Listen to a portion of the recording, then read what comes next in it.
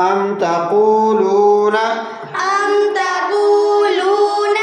إن إبراهيم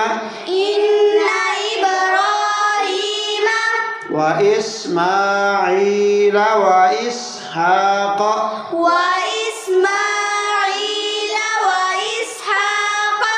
ويعقوب والأسباط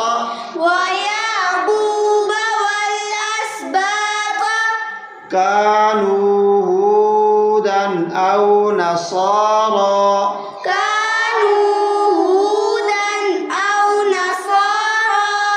قل أأنتم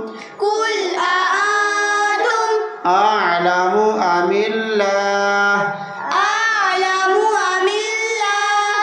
ومن أظلم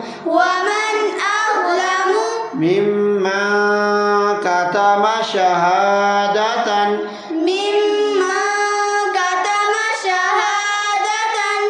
عنده من الله وما الله